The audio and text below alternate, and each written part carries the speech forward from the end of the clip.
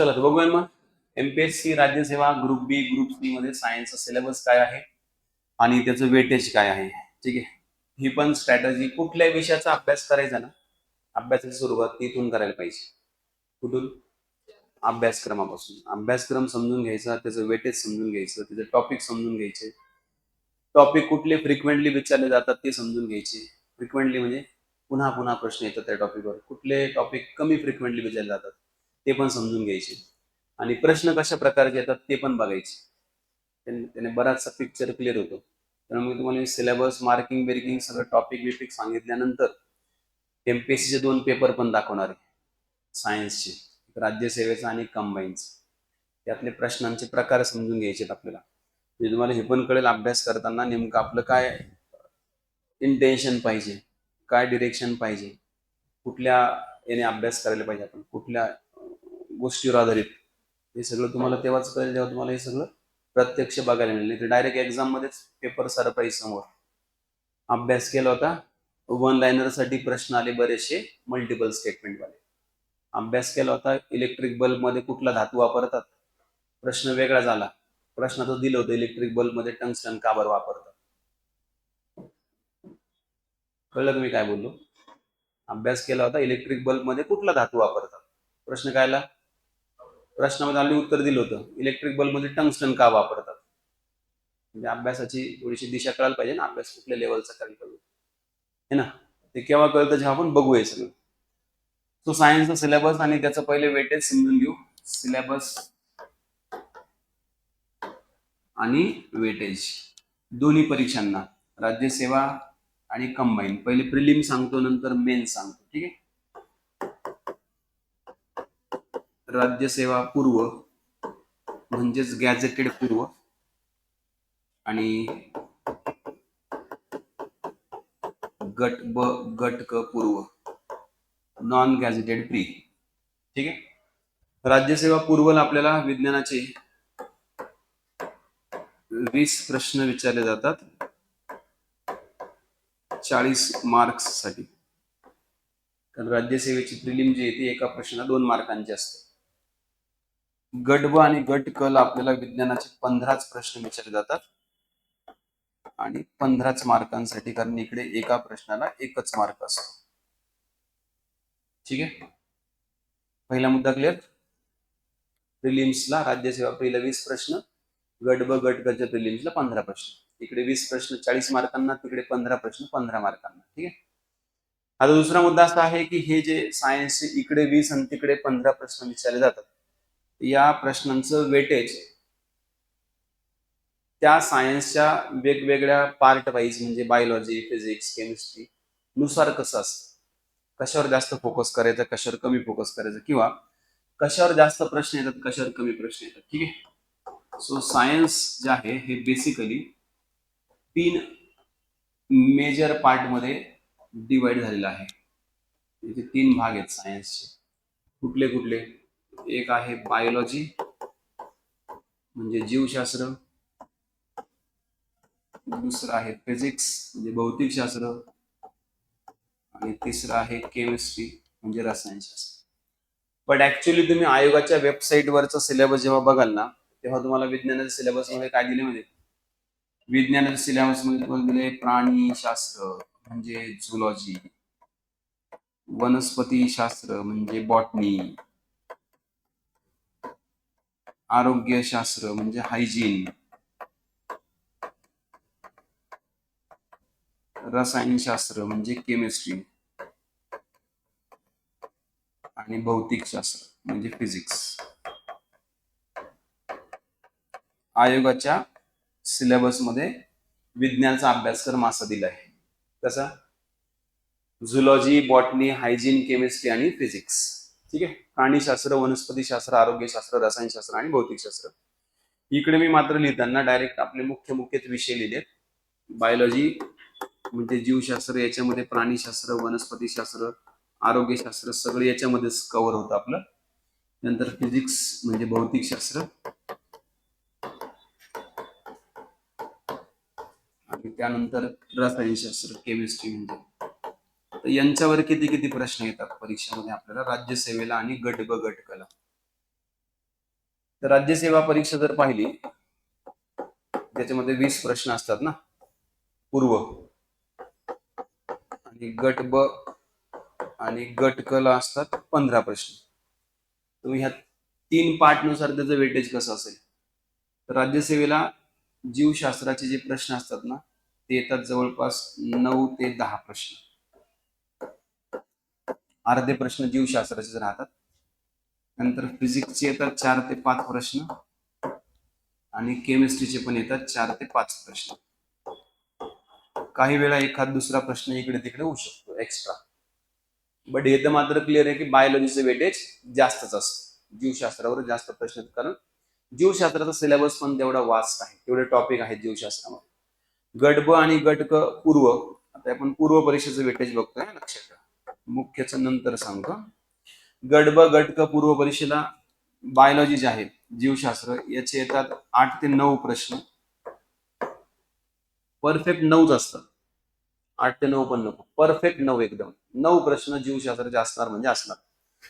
फिजिक्सचे असतात एक्झॅक्ट 3 प्रश्न आणि केमिस्ट्रीचे पण असणार एक्झॅक्ट 3 प्रश्न. गट ब गट कला पिक्चर जरा क्लिअर आहे, कळलं ना काय, वेटेज क्लिअर आहे एकदम. 9, 3 आणि 3, 9 आणि 6 15, संपला विषय. 9 प्रश्न सरळ सरळ बायोलॉजीचे, 3 प्रश्न फिजिक्सचे आणि 3 प्रश्न केमिस्ट्रीचे. क्लिअर. प्रिलिमला ग्रुप बी आणि ग्रुप सीच्या. राज्यसेवेला कधी कधी वेटेज इकडे तिकडे होऊ शकतं. हे 9-10 जे प्रश्न सांगितले ते 10च्या ऐवजी 9 पण येऊ शकतात, 8 पण येऊ शकतात, लक्षात. आणि फिजिक्स केमिस्ट्री मी तुम्हाला 4-5 सांगितले ते 5-6 पण येऊ शकतात, कधी कधी 7 पण होऊ शकतात. राज्यसेवेला वेटेज चेंज होण्याची शक्यता जास्त असते, कंबाईनला बिलकुल नाही. कंबाईनला हे असंच राहतं, चुकून हुकून एखाद्या वर्षी झालं तर झालं, हे 8 प्रश्न तिकडे एखाद्या विषयाचे 4 प्रश्न, किंवा हे 7 प्रश्न तिकडे दोन्ही विषयांचे 4-4, 5-5 प्रश्न असं होऊ शकतो, बट त्याची शक्यता फार कमी आहे. क्लिअर झालं. म्हणजे तुम्हाला एक तर गोष्ट लक्षात आली असेल आता की कंबाईन असो राज्यसेवा असो, सगळ्यात जास्त फोकस कशावर करायचा, जीवशास्त्र. बायोलॉजीवर प्रश्न जास्त येतात, बट फोकस जास्त करायचा तर मग तिथे अभ्यासक्रम पण त्याचा जास्त आहे ना, बायोचा. बायोचे टॉपिक पण खूप जास्त आहे, लक्षात ठेवा. आपल्याला विज्ञानाचे टोटल टॉपिक शिकावे लागतात जवळपास 35. किती? 35. सगळे छोटे मोठे टॉपिक जर मोजले आपण तर 35 टॉपिक पैकी 15-16 टॉपिक एकट्या बायोलॉजीच, म्हणजे ऑलमोस्ट 35 टॉपिक पैकी अर्धा सिलेबस कोणाचा आहे, बायोलॉजीचा. आता ऑफकोर्स हे ऑब्विस आहे की ज्याचा सिलेबस जास्त त्याच्यावर प्रश्न जास्त विचारले जाणार, तर सिलेबस कमी आहे तर प्रश्न कमीच येणार.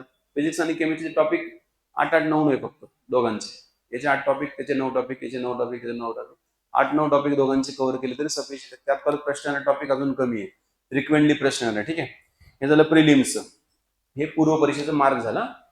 त्यानंतर मग आता मेन्स. मग पहिले एमपीएससी ग्रुप बी आणि ग्रुप सी च्या मेन्स साठीचा सिलेबस मार्क समजून घ्या, नंतर राज्यसेवेचं सांगा. ठीक आहे, गट ब आणि गट क ची मुख्य परीक्षा तुम्ही देताय समजा, तर गट ब गट क मुख्य परीक्षेला युजली तुम्हाला विज्ञान आणि तंत्रज्ञान दोन्ही पण विषय आहेत. तुम्हाला गट ब गट क च्या मेन्सला सामान्य विज्ञान पण आहे, जनरल सायन्स पण आहे आणि तंत्रज्ञान पण आहे, टेक्नॉलॉजी पण आहे. ठीक आहे, विज्ञान पण आहे आणि तंत्रज्ञान पण आहे, जनरल सायन्स पण आहे, टेक्नॉलॉजी पण आहे. जनरल सायन्स जे आहे त्यावर जास्त प्रश्न येतात, टेक्नॉलॉजीवर कमी प्रश्न येतात. आणि मेन्सचं जे मार्किंग असतं ते डबल असतं, एका प्रश्नात 2 मार्क असतात. सो सामान्य विज्ञानाचे 12 प्रश्न विचारले जातात 20 पैकी 24 मार्कांसाठी, 12 प्रश्न 24 मार्कांसाठी. आणि तंत्रज्ञानाचे 8 प्रश्न विचारले जातात 16 मार्कांसाठी. हे कशाचं सांगतोय मी, मेन्स. हे कशा सांगतोय, मेन्स. ठीक आहे, मुख्य परीक्षेचं वेटेज असं आहे. म्हणजे याचा अर्थ मुख्य परीक्षेला गट ब गट क ला पण विज्ञान आहे. म्हणजे याचा अर्थ असा आहे, जेव्हा तुम्ही प्रिलिम्सला विज्ञानाचा अभ्यास करणार प्रिलिम्ससाठी, हे डोक्यात क्लिअर करून ठेवा पिक्चर. तुम्ही जो प्रिलिम्सचा अभ्यास करताय जनरल सायन्सचा, तोच अभ्यास तुम्हाला मेन्सला सुद्धा उपयोगात येणार आहे. ठीक आहे, क्लिअर झालं. जे तुम्हाला प्रिलिम्सचा अभ्यास तुम्ही करताय ना, आता मी तुम्हाला जे प्रिलिम्सचं सायन्स शिकवणार तेच सायन्स तुम्हाला मेन्स साठी पण लक्षात ठेवायचं आहे. मेन्स साठी जनरल सायन्स पुन्हा वेगळं होणार नाही, तेच रिपीट तुम्हाला तिकडे करावं लागेल. ठीक आहे, फक्त तंत्रज्ञान वेगळं होईल, तंत्रज्ञान. ठीक आहे, आता जसं मी तुम्हाला हे सांगितलं होतं, हे बायफर्केशन, विज्ञानामधल्या कुठल्या पार्टवर किती प्रश्न, तसं मेन्सचं पण आहे. कारण इकडे पण जनरल सायन्स, ह्या जनरल सायन्सचे पण 3 पार्ट असतील ना. कुठले कुठले? बायो, फिजिक्स आणि केमिस्ट्री. इकडे पण बायोवर प्रश्न असतील, फिजिक्सवर प्रश्न असतील आणि केमिस्ट्रीवर प्रश्न असतील. बरोबर आहे. किती प्रश्न टोटल विज्ञानाचे? 12 प्रश्नांपैकी बायोवर सरळ सरळ 6 प्रश्न असतात. अर्धे प्रश्न बायोवर, म्हणजे 12 मार्क तुमचे इथेच फिक्स झाले. कोणाचे? बायोचे. 3 प्रश्न फिजिक्सचे, म्हणजे हे 6 मार्क्स, आणि 3 प्रश्न केमिस्ट्रीचे, हे पुन्हा 6 मार्क्स. जो अभ्यास तुम्ही प्रिलिम साठी केला होता जनरल सायन्सचा, तोच अभ्यास तुम्हाला मेन्सला आणखी एवढे मार्क मिळवून देऊ शकतो. बट त्यासाठी तुम्हाला मेन्सला क्वालिफाय व्हावं लागेल. कळलं ना? म्हणजे वाटतं ना एवढे सगळे मार्क असे प्रश्न, पण त्यासाठी आपण तिकडे क्वालिफाय पण झालं पाहिजे. तंत्रज्ञानाचे जे 8 प्रश्न विचारले जातात, हे 8 प्रश्न युजली 3 घटकांवर विचारले जातात. त्यातला एक घटक आहे ICT, म्हणजे संगणक आणि माहिती तंत्रज्ञान. एक घटक आहे GIS आणि GPS, आणि एक घटक आहे photography, aerial photography. Aerial photography plus त्यात रिमोट सेन्सिंग पण आहे. रिमोट सेन्सिंग, सुदूर संवेदन म्हणतात त्याला मराठीमध्ये. ठीक आहे, तुम्हाला आता अक्षराचं खूप अडचण येईल माझी. रिमोट सेन्सिंग आणि एरियल फोटोग्राफी म्हणजे हवाई छायाचित्रण, ड्रोनच्या साहाय्याने, सॅटेलाइटच्या साहाय्याने केलं जाणारं छायाचित्रण. ठीक आहे, रिमोट सेन्सिंग म्हणजे सुदूर संवेदन, सॅटेलाइटच्या साहाय्याने पृथ्वीचा केला गेलेला अभ्यास, उपग्रहाच्या कॅमेऱ्याच्या साहाय्याने पृथ्वीचे घेतलेले इमेजेस, पृथ्वीवर घडणाऱ्या हालचालींचं निरीक्षण. ठीक आहे, त्याचा अभ्यास, पृथ्वीवरच्या काही घटकांचा शोध, काही मॅपिंग वगैरे, काही मोजमाप वगैरे, त्यासाठी रिमोट सेन्सिंग करावं लागतं. ते सांगतो, त्याच्यावर नंतर बोलू आपण, त्याची स्ट्रॅटेजी सेपरेट घेऊ. मेन्सची स्ट्रॅटेजी सेपरेट, स्पेशली टेक्नॉलॉजीचा लक्षात आहे, तंत्रज्ञानाची. सो 8 प्रश्नांपैकी 4 प्रश्न संगणकावर असतात, अर्धे प्रश्न इकडे 8 मार्कांना. राहिले आता किती? 4 प्रश्न फक्त. ठीक आहे, 4 प्रश्नांपैकी 2 ते 3 प्रश्न याच्यावर असतात आणि 1 ते 2 प्रश्न याच्यावर असतात. अर्धे प्रश्न तिकडे फिक्स आहे. कुठे? संगणकावर 4 प्रश्न फिक्स आहे 8 पैकी. बाकी मग राहिलेल्या 4 पैकी 2-3 प्रश्न इकडे आणि 1-2 प्रश्न तिकडे, असं होऊ शकतं. GIS GPS वर एखादाच प्रश्न, कधी 2 येतात. रिमोटवर कधी कधी, रिमोट आणि एरियल फोटोग्राफीवर कधी 2 प्रश्न येतात, कधी 3 येतात, लक्षात मॅक्सिमम. हे झालं ग्रुप बी. ग्रुप सी च्या मेन्स सायन्सचं प्रश्नांचं वेटेज. ठीक आहे, सिलेबस डिटेल आपण त्याला डिकोड करणार आहोतच, आणखी त्याचं लेक्चर आपल्याला घ्यायचंय पुढे कंटिन्यू. हे टॉपिक, यातले कुठले टॉपिक जास्त इम्पॉर्टंट, कुठले कमी, कुठले, असं त्याला डिकोडिंग करायचं आपल्याला. आणि टेक्नॉलॉजीचं सेपरेट घेऊ आपण, स्ट्रॅटेजी सेपरेट. सध्या नको, सध्या आपल्याला प्रिलिम फोकस करायचंय, आणि प्रिलिम सोबत हे पण मेन्स होणार आहे, त्यामुळे त्याच्यावर लेक्चर डायरेक्ट जेव्हा प्रिलिमचं सिलेबस संपेल तेव्हा त्याच्यावरचं लेक्चर सुरू, त्याला नंतर डिकोड करेल सेपरेट. आता गरज नाही त्याची, आवश्यकता नाही. ठीक आहे, चला आता राज्यसेवा. MPSC राज्यसेवा मेन्सला काय आहे? MPSC राज्यसेवा मुख्य परीक्षेला काय आहे नेमका सिलेबस? सायन्सचा. सो MPSC राज्यसेवा मेन्सला, जसं मी तुम्हाला एक्सप्लेन केलंय सगळं एक्झाम पॅटर्न, GS3 जो पेपर असतो ना, जनरल स्टडीज 3, त्याच्यामध्ये असतं सायन्स आणि टेक्नॉलॉजी. सायन्स आणि टेक्नॉलॉजी नावाचा पार्ट असतो. सायन्स आणि टेक्नॉलॉजी म्हणजे विज्ञान तंत्रज्ञान नावाचा पार्ट असतो. आणि तुम्हाला सगळ्यांना माहिती असेल की राज्यसेवा मेन्स जे आहे हे काय आहे? डिस्क्रिप्टिव्ह आहे, है ना? डिस्क्रिप्टिव्ह आहे, ऑब्जेक्टिव्ह नाहीये. याच्यावर तुम्हाला लिहायचंय, लेखी उत्तर लिहायची तुम्हाला. हा जो पेपर असतो ना टोटल, हा GS3 चा टोटल पेपर किती मार्कांचा असतो सांगा बघून, मी तुम्हाला शिकवलंय. GS3 250 मार्कांचा असतो. किती? 250 मार्कांचा. 250 मार्कांपैकी जवळपास 150 मार्क देत ना, 150. किती? 150 मार्क इकॉनॉमिक्स आणि ऍग्री वर विचारतात. कशावर? इकॉनॉमिक्स आणि ऍग्री इकॉनॉमिक्स, म्हणजे अर्थशास्त्र आणि कृषी अर्थशास्त्र, त्यात एन्व्हायरमेंट वगैरे वगैरे. आणि 100 जे मार्क आहेत ना ते विज्ञान तंत्रज्ञान आणि पर्यावरणासाठी आहे. त्यासाठी विज्ञान तंत्रज्ञान आणि पर्यावरणासाठी किती मार्क? 100 मार्क. त्यातलं प्युअर जर तुम्ही सायन्स टेक बघितलं, एन्व्हायरमेंट जर काढून टाकलं, जवळपास 75 मार्क.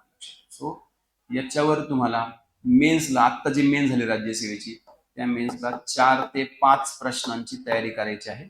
4 ते 5 प्रश्न जे तुम्हाला देणार आहेत 50 ते 75 मार्क्स ते तुम्हाला देऊ शकतात. किती? 50 ते 75 मार्क्स. ठीक आहे, 50 ते 75 मार्क्स. यात कुठले टॉपिक असतात? याच्यात आता मेन्स मध्ये युजली तुम्हाला आता तंत्रज्ञान आहे ना, ते जसं मी तुम्हाला इकडे तंत्रज्ञानाचे टॉपिक सांगितले. काय काय सांगा? रिमोट सेन्सिंग, जीआयएस, जीपीएस आणि आयसीटी. ठीक आहे, जीआयएस जीपीएस माहिती आहे ना सगळ्यांना? जीआयएस म्हणजे जॉग्राफिकल इन्फॉर्मेशन सिस्टीम, जीपीएस म्हणजे ग्लोबल पोझिशन सिस्टीम, आपण मॅप्स वापरतो ना ते. आयसीटी म्हणजे computer, information and computer technology. तशी इकडे आता हे जे 4 ते 5 प्रश्न येणार आहेत तंत्रज्ञानात, इकडे कुठले टॉपिक आहेत? मग इकडे तंत्रज्ञानाशी संबंधित सगळे टॉपिक आहेत. कुठले कुठले? इकडे आहे स्पेस सायन्स आणि टेक्नॉलॉजी. स्पेस सायन्स आणि टेक्नॉलॉजी, अवकाश विज्ञान आणि तंत्रज्ञान. म्हणजे आपल्या देशातले सगळे सॅटेलाइट बिटेलाइटचा अभ्यास करायचा आहे. ग्रुप बी ला पण आहे, लक्षात ठेवा. उपग्रहांचा, रॉकेटचा वगैरे, पीएसएलव्ही, मार्स मिशन ना, नंतर चांद्रयान मिशन वगैरे, आता नंतर पुढचं भविष्यातलं गगनयान वगैरे वगैरे. ठीक आहे, स्पेस टेक्नॉलॉजी. त्यानंतर न्यूक्लिअर टेक्नॉलॉजी, न्यूक्लिअर टेक्नॉलॉजी. त्यानंतर रोबोटिक्स, रोबोटिक्स. नंतर नॅनो टेक्नॉलॉजी, अतिसूक्ष्म तंत्रज्ञान. नॅनो म्हणजे अतिसूक्ष्म. त्यानंतर बायोटेक्नॉलॉजी, बायोटेक्नॉलॉजी. ठीक आहे, त्यानंतर कम्प्युटर टेक्नॉलॉजी, संगणक माहिती तंत्रज्ञान. त्यानंतर एनर्जी सायन्स, ऊर्जा विज्ञान, ऊर्जेचे प्रकार, सोर्सेस बिर्सेस. ठीक आहे, त्यानंतर मग इंटरनल सिक्युरिटी, इंटरनल सिक्युरिटी आणि आपल्या सगळ्या संस्था आपल्या देशातल्या. ठीक आहे, इंटरनल सिक्युरिटी. सो हे एवढे टॉपिक आहेत जवळपास. आणि हा आणखी एक महत्वाचा topic, achievements of India in science and tech. Achievements म्हणजे भारताने काय काय अचीव्ह केले, भारताने काय काय शोध लावलाय, भारतीय शास्त्रज्ञांचं कॉन्ट्रीब्युशन काय काय, कशामध्ये? सायन्स टेकमध्ये, विज्ञान तंत्रज्ञान, कोण कोण होऊन गेले शास्त्रज्ञ सगळे. ठीक आहे, आणि इंडिजिनायझेशन ऑफ टेक्नॉलॉजी.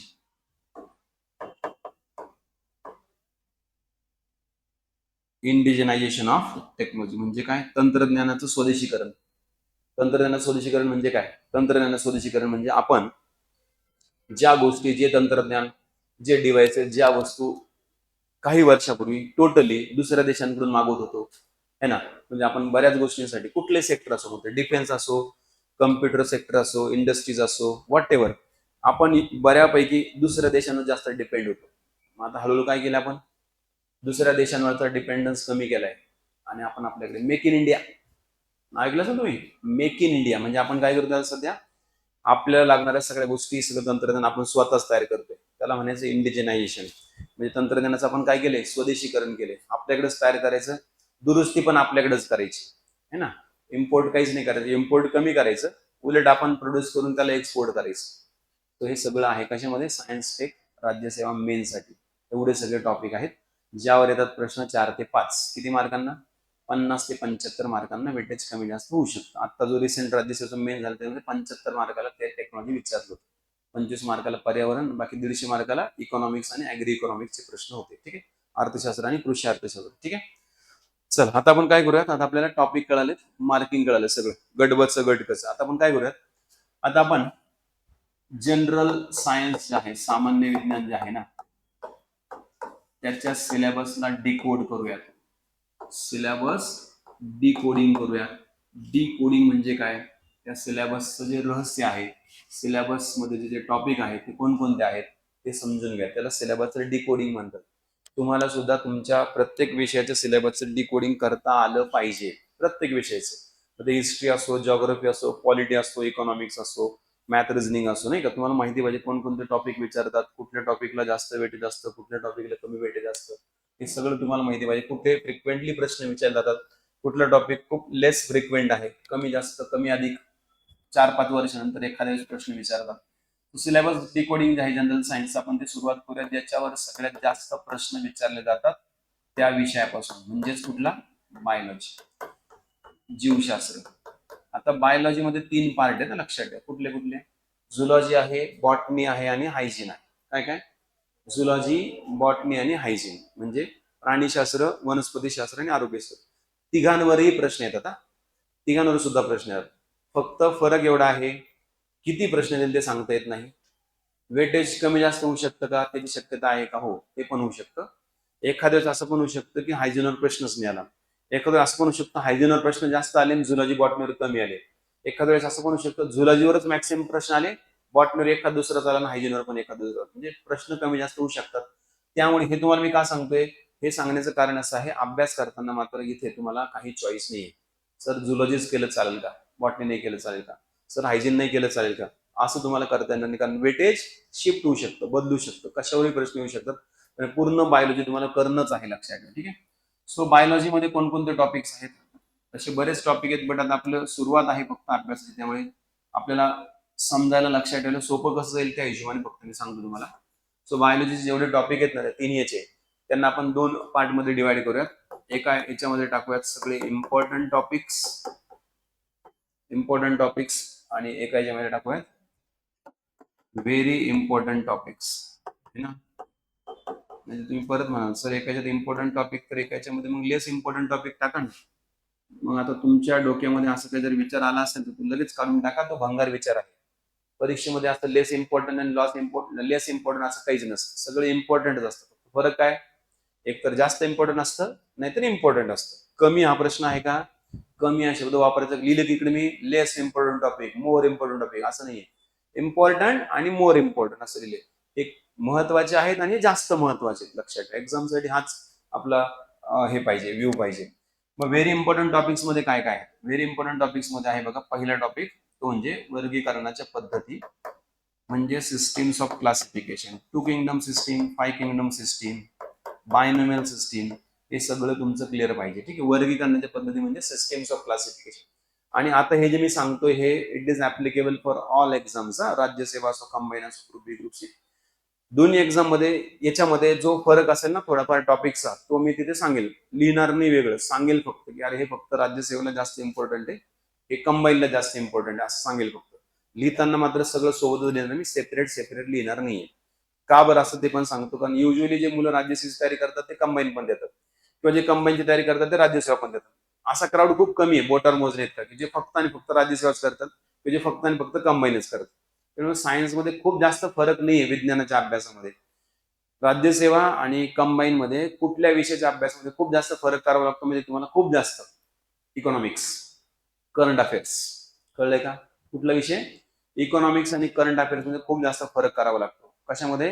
राज्यसेवा आणि कंबाईनच्या अभ्यासामध्ये. बाकी हिस्ट्री, जॉग्राफी, पॉलिटी ऑलमोस्ट काय आहे? सेमच आहे. सगळ्यात जास्त सिमिलर कोण आहे? सायन्स. सगळ्यात जास्त दोन्हीकडे सेमच आहे, वेगळा अभ्यास करायची गरज नाही खूप जास्त. सो वर्गीकरणाच्या पद्धती दोन्हीकडे पण विचारले जातात. दुसरा टॉपिक आहे प्लांटचं क्लासिफिकेशन. प्लांटचं क्लासिफिकेशन म्हणजे वनस्पतींचं वर्गीकरण. मग वनस्पती जेवढ्या काही आहेत विविध प्रकारच्या पृथ्वीवर सापडणाऱ्या, त्यांचे सगळे समूह, ग्रुप्स, त्यांचे सब ग्रुप्स, त्यांचे कॅरेक्टरिस्टिक्स, त्यांचे एक्झाम्पल्स वगैरे वगैरे वगैरे. तिसरा टॉपिक आहे अॅनिमल क्लासिफिकेशन, म्हणजे प्राण्यांचं वर्गीकरण. पृथ्वीवर जेवढे प्राणी आहेत त्या सगळ्या प्राण्यांचा डिटेल अभ्यास करायचा. अगदी त्यांच्याबद्दल काय आणखी ऍडिशनल ऍडव्हान्स नॉलेज जरी मिळवता आलं तरी चालतं, लक्षात ठेवा. ठीक आहे. जसं की समजा आता राज्यसेवेला एक प्रश्न आला होता माहिती तुम्हाला, राज्यसेवेला आता एक प्रश्न आला होता, कुठला माहितीये? ते अंटार्क्टिक फिशवर प्रश्न आला. कशावर? Antarctic fish. आता प्रश्न होता राज्यसेवेला. आपण युजली अभ्यास करताना प्राणी वर्गीकरणामध्ये पायसेस, फिशचा अभ्यास करतो, नॉर्मल त्यांचे कॅरेक्टरिस्टिक्स समजून घेतो, त्यांचे डिफरन्स समजून घेतो, त्यांचे ग्रुप सब ग्रुप समजून घेतो.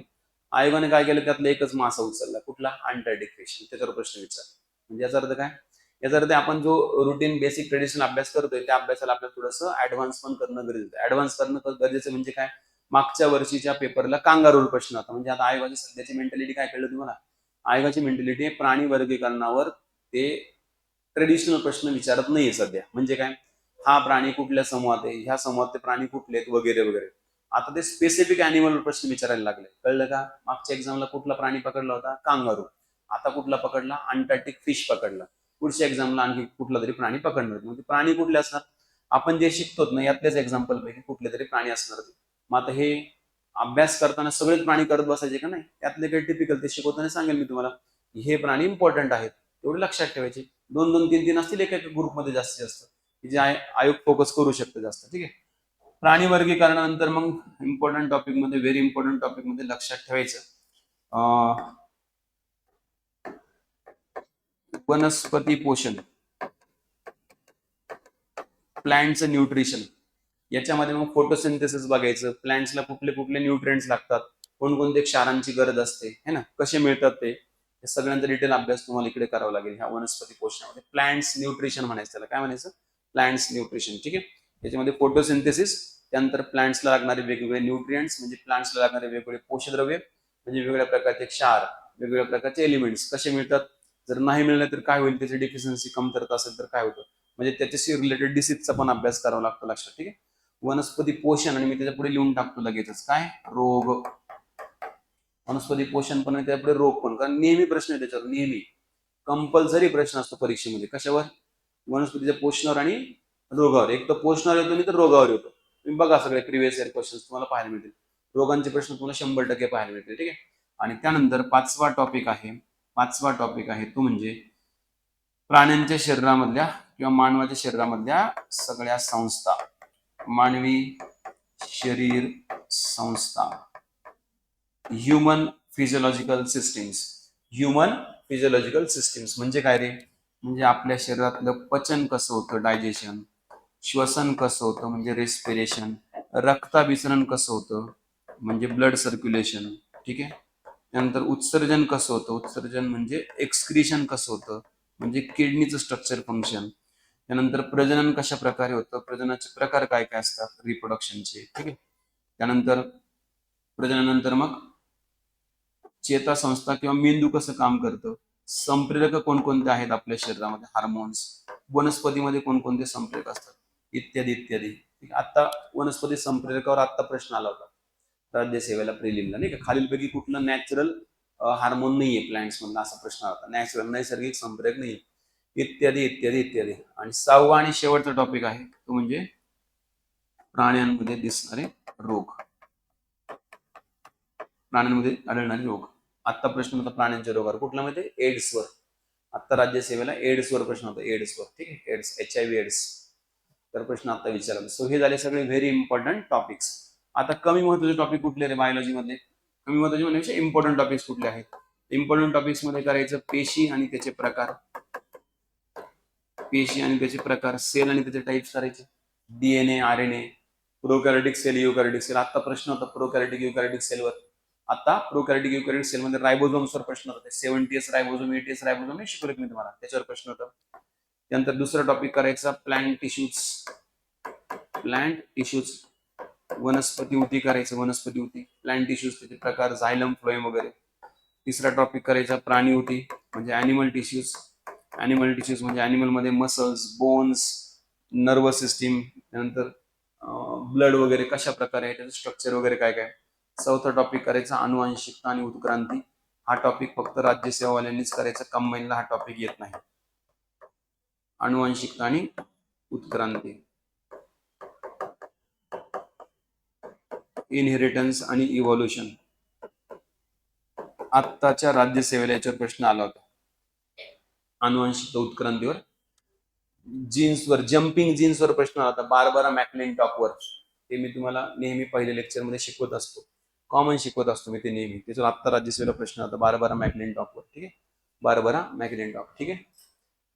चला, हे आहेत आपल्या बायोलॉजीचे इम्पॉर्टंट टॉपिक्स. तुम्ही म्हणाल सर हे 10च टॉपिक झाले, है ना? 10 टॉपिक नाही येते, हा प्रत्येक एक टॉपिक आहे.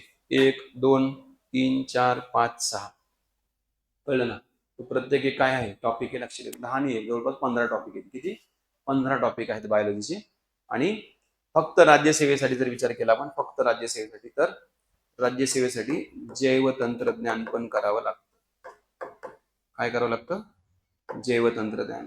जैवतंत्रज्ञानामध्ये स्पेशली औषधी बिवषधी करावी लागते. आत्ता राज्यसेवेला प्रश्न होता एका अँटीबायोटिकवर. कुठल्या प्रकारचं अँटीबायोटिक आहे ते? ब्रॉड स्पेक्ट्रम आहे का स्मॉल स्पेक्ट्रम आहे? स्मॉल स्पेक्ट्रम म्हणजे असं अँटीबायोटिक जे एकाच रोगाच्या उपचारासाठी वापरतात. ब्रॉड स्पेक्ट्रम म्हणजे असं अँटीबायोटिक जे अनेक रोगांच्या उपचारासाठी उपयोगात येऊ शकतं. आता प्रश्न द्यायचा. सो हे सुद्धा राज्यसेवेसाठीचे. कळलं? सो रेड पेनने म्हणजे लिहिले ते टॉपिक मेजॉरिटी कुठे विचारतात? राज्यसेवेसाठी विचारतात. मग मी इकडे सिस्टीम पण रेड पेनने लिहिले. का बरं माहिती आहे? कारण कंबाईनला सिस्टीमवर कमी प्रश्न येतात. कंबाईनला सिस्टीमवर कमी प्रश्न, यांच्यावर कमी प्रश्न आला एखादा प्रश्न. कंबाईनला हेच मेन आहे जास्त. जेवढं रेड पेनने लिहिलं मी ते जास्त इम्पॉर्टंट कुणासाठी आहे? राज्यसेवेसाठी जास्त इम्पॉर्टंट. कुणासाठी? राज्यसेवेसाठी जास्त महत्वाचं. जेवढं मी रेड पेन लिहिले आणि जेवढं ब्ल्यू पेन लिहिले ते दोघांसाठी पण इम्पॉर्टंट आहे. राज्यसेवा पण आणि कंबाईन पण. म्हणजे याचा अर्थ राज्यसेवेचा अभ्यास करणाऱ्या विद्यार्थ्यांना कंबाईन जास्त अवघड जाणार नाही. पण जे विद्यार्थी फक्त कंबाईनचा अभ्यास करतील त्यांना राज्यसेवेचं विज्ञान लवकर सुटणार नाही. लक्षात समजलं का? राज्यसेवेचं विज्ञान त्यांना सोडण्यासाठी जास्त अभ्यास, आणखी डीपमध्ये अभ्यास करावा लागेल. आणखी सगळ्या संकल्पना ऍडव्हान्स लेवलवर समजून घ्यावे लागतील. कळलं का? बायोलॉजी, जीवशास्त्र कळलं? एवढे टॉपिक आहेत इम्पॉर्टंट आणि व्हेरी इम्पॉर्टंट टॉपिक्स. त्यानंतर जेव्हा दुसरा पार्ट आपल्या विज्ञानाचा त्याला म्हटलं जातं फिजिक्स. फिजिक्स भौतिकशास्त्र. भौतिकशास्त्र. मग भौतिकशास्त्रामध्ये कुठले कुठले टॉपिक? इकडे पण तेच करूयात आपण, दोन ग्रुप, इम्पॉर्टंट आणि व्हेरी इम्पॉर्टंट. ठीक आहे. महत्वाचे आणि अतिमहत्वाचे टॉपिक कुठले कुठले आहेत? इम्पॉर्टंट टॉपिक्स आणि व्हेरी इम्पॉर्टंट टॉपिक. ठीक आहे. व्हेरी इम्पॉर्टंट टॉपिक्स मध्ये लक्षात ठेवायचं 5 टॉपिक तर नेहमी करायचे, म्हणजे करायचेच. कुठली काय एक्झाम देईना तुम्ही, राज्यसेवा द्या आणि तर कंबाईन द्या, प्रिलिम द्या आणि तर मेन्स द्या.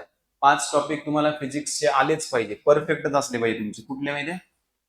एक आहे लाईट एनर्जी, प्रकाश ऊर्जा विथ इलेक्ट्रोमॅग्नेटिक स्पेक्ट्रम. दुसरा इलेक्ट्रिसिटी म्हणजे विद्युत ऊर्जा. विद्युत ऊर्जा विथ ऑल त्याच्या कन्सेप्ट, फॉर्म्युले बिर्मुले, गणिते बिनिते सोडवायला आले तर. तिसरा टॉपिक आहे साऊंड एनर्जी, ध्वनी ऊर्जा. चौथा टॉपिक आहे हीट एनर्जी म्हणजे उष्णता ऊर्जा. पाचवा टॉपिक आहे रेडिओ ऍक्टिव्हिटी म्हणजे किरणोत्सार. किरणोत्सार म्हणजे अल्फा, बीटा आणि गॅमा, कार्बन डेटिंग वगैरे वगैरे वगैरे. हे आहेत फिजिक्सचे अतिशय महत्वाचे टॉपिक 5. कुठले कुठले? लाईट, इलेक्ट्रिसिटी, साऊंड, हीट आणि रेडिओ ऍक्टिव्हिटी. यांच्यावर खूप फ्रिक्वेंटली प्रश्न येतात ह्या टॉपिक्सवर, खूप फ्रिक्वेंटली. आणि फिजिक्सचा अभ्यास करताना हे 5 टॉपिक आपले परफेक्टच असले पाहिजे, परफेक्टच एकदम. ठीक आहे.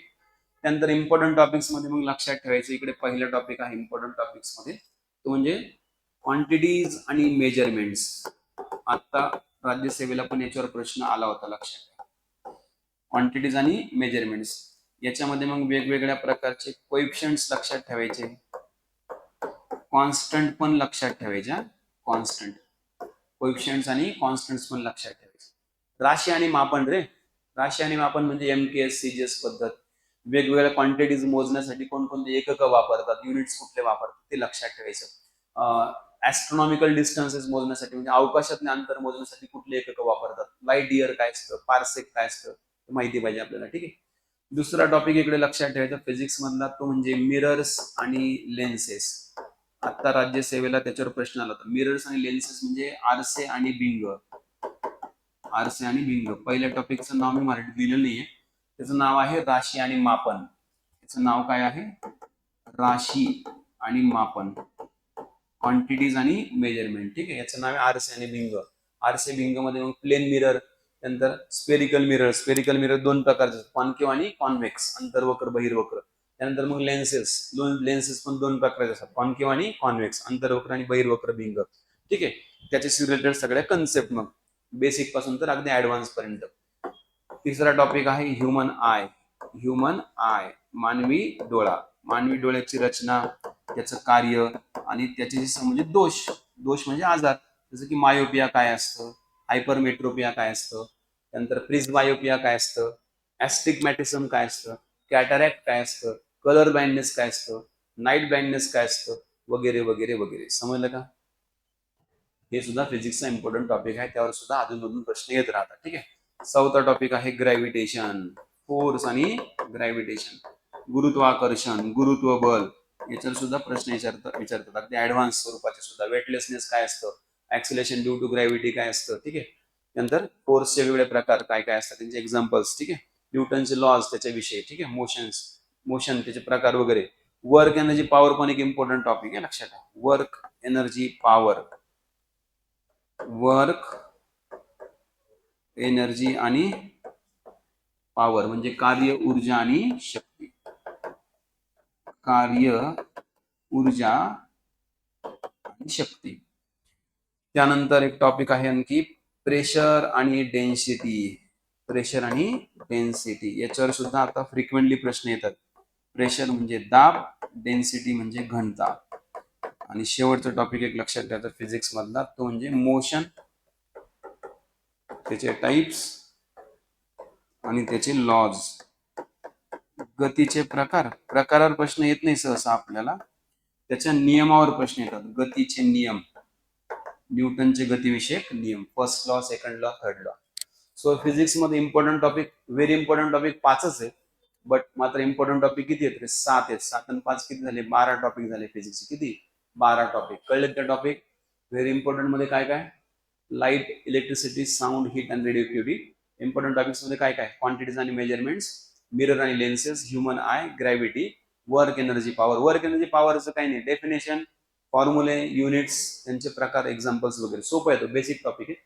प्रेशर डेन्सिटी मध्ये पण अगदी बेसिक कन्सेप्ट प्रेशरच्या आणि डेन्सिटीचं पण, आणि मोशन त्याच्या टाइप्स पण अगदी बेसिक, कारण हे खूप कमी प्रश्न येतात ह्या टॉपिकवर, खूप कमी विचारले जाणारे टॉपिक आहे ते. ठीक आहे. अधूनमधून येतात प्रश्न फक्त याच्यावर.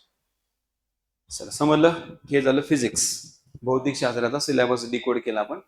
त्यानंतर लास्ट बायोलॉजी, नंतर फिजिक्स, नंतर शेवटचा पार्ट आहे आपल्या विज्ञानाचा, तो म्हणजे रसायनशास्त्र, केमिस्ट्री. केमिस्ट्रीचे पण टॉपिक आपण 2 ग्रुपमध्ये डिवाइड करूया, एक इम्पॉर्टंट आणि एक very important topics. Important topics आणि very important topic. Very important topics मध्ये सगळ्यात पहिला, सगळ्यात जास्त प्रश्न येणारा टॉपिक आहे मेटल्स आणि नॉन मेटल्स. नेहमी प्रश्न येतात त्याच्यावर. कशावर? मेटल्स, नॉन मेटल्स वर नेहमी प्रश्न विचारले जातात. धातू आणि अधातू. आणि सोपा टॉपिक आहे, पैकीच्या पैकी मार्क देणारा टॉपिक आहे. प्रश्न जास्त येतात आणि सोपे विचारतात. पाठांतराचे प्रश्न आहेत. भोकमपट्टी चांगली पाहिजे मेटल्स, नॉन मेटल्स, हे आपल्याला होईल शिकवलं, तुम्हाला कळून जाईल काय. दुसरा सगळ्यात जास्त प्रश्न येणारा टॉपिक आहे ऍटॉमिक स्ट्रक्चर. ऍटॉमिक स्ट्रक्चर म्हणजे अणुसंरचना.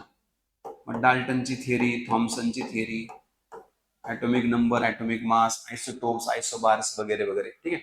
मेटल्स मध्ये वेगवेगळे metals, iron, aluminium, copper, gold, silver, त्यांचे मिनरल्स, हेमेटाइट, मॅग्नेटाइट, बॉक्साइट, त्यांचे फॉर्म्युले, त्यांचे अलॉईज, स्टेनलेस स्टील काय असतं, निकेल स्टील काय असतं, क्रोम स्टील काय, त्यांचे घटक, त्यांचे उपयोग वगैरे वगैरे. तिसरा टॉपिक आहे chemical reaction. Chemical reactions. Chemical reactions म्हणजे रासायनिक अभिक्रिया. मग रासायनिक अभिक्रियांचे प्रकार, आत्ताच्या परीक्षेला पण आला होता प्रश्न, मागच्या परीक्षेला पण आला होता. रासायनिक अभिक्रियांचे प्रकार, आपल्या दैनंदिन जीवनामध्ये घडणाऱ्या रासायनिक अभिक्रिया, आपल्या सभोवतालच्या, त्यांचे प्रकार कुठले असतात, किंवा त्याच्याशी रिलेटेड काही आणखी महत्वाचे कन्सेप्ट, रिॲक्टिव्हिटी वगैरे ओळखणाऱ्या. चौथा टॉपिक आहे chemical bonding. Chemical bonding. Chemical bonding म्हणजे रासायनिक बंध.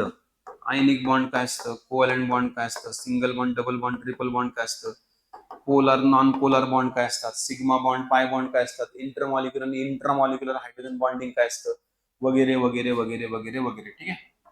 आणि पाचवा आणि शेवटचा टॉपिक आहे इकडचा इम्पॉर्टंट टॉपिक मधला, तो म्हणजे ऍसिड्स आणि बेसेस. ऍसिड्स आणि बेसेस म्हणजे आम्ल आणि आम्लरी.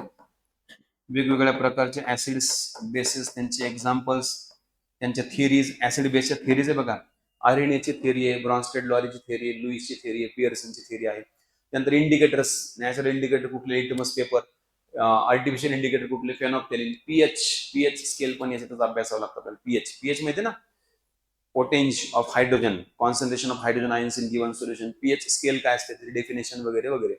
हे झाले व्हेरी इम्पॉर्टंट टॉपिक केमिस्ट्रीचे. आणि इकडे आपण इम्पॉर्टंट टॉपिक्स घेऊयात. इम्पॉर्टंट टॉपिक्स मध्ये लक्षात ठेवायचं केमिस्ट्रीच्या हायड्रोकार्बन्स. हायड्रोकार्बन्स म्हणजे अल्केन, अल्किन आणि alkyne. Methane, ethane, propane, butane वगैरे वगैरे त्यांचे युजेस. दुसरा टॉपिक लक्षात ठेवायचा इकडे इम्पॉर्टंट टॉपिक्स मधला हायड्रोकार्बन नंतर तो म्हणजे पिरियोडिक टेबल किंवा मग आवर्त सारणी आणि मूलद्रव्यांचं वर्गीकरण त्याच्यामध्ये मग डोबेरानेचे ट्रायड्स, न्यूलँडचे ऑक्टेव्स, मेंडेलिव्हचं पिरियोडिक टेबल आणि मॉडर्न पिरियोडिक टेबल हा सगळा अभ्यास याच्यामध्ये करावा लागतो आपल्याला. तिसरं लक्षात ठेवायचं स्टेट्स ऑफ मॅटर म्हणजेच द्रव्याच्या अवस्था, सॉलिड, लिक्विड, गॅस, प्लाझ्मा हे ना, त्यांचे कॅरेक्टरिस्टिक डिटेल समजून घ्यायचे. याच्यावर सुद्धा प्रश्न येत राहतात फ्रिक्वेंटली, ठीक आहे, म्हणजे अधूनमधून. आणि चौथा एक टॉपिक लक्षात ठेवायचा तो म्हणजे डे टू डे केमिस्ट्री म्हणजे काय रे? दैनंदिन जीवनातलं रसायनशास्त्र म्हणजे काय? म्हणजे आपण वापरत असलेल्या वस्तूमध्ये काय काय असतं ते माहिती पाहिजे ना, त्याचं कंटेंट. काच वापरतो आपण, काच. मग काचचे प्रकार कशापासून बनतात? प्लास्टिक वापरतो आपण, प्लास्टिकचे प्रकार कशापासून बनतात ते पण. रंग वापरतो आपण वेगवेगळ्या प्रकारचे, ते पण माहिती पाहिजे. वेगवेगळ्या प्रकारचे मिक्सचर्स माहिती पाहिजे, मिश्रण आपल्याला, ठीक आहे. सोप जे वापरतो आपण, साबण, ते पण माहिती पाहिजे. आपण अक्काडी वापरतो, ती पण कशी बनते माहिती पाहिजे आपल्याला, ठीक आहे. सिरेमिक काय असतं आणि आणखी वेगवेगळ्या प्रकारचे टेक्निक्स हे पदार्थ बनवताना जे वापरतात त्या सुद्धा सगळ्या माहिती पाहिजे. त्याला डे टू डे केमिस्ट्री म्हणायचं, दैनंदिन रसायनशास्त्र म्हणायचं. आणि न्यूमरिकल्स म्हणजे गणित. मी हे ब्ल्यू पेन लिहिलं कारण हे फक्त राज्यसेवेलाच जास्त विचारले जाण्याची शक्यता आहे.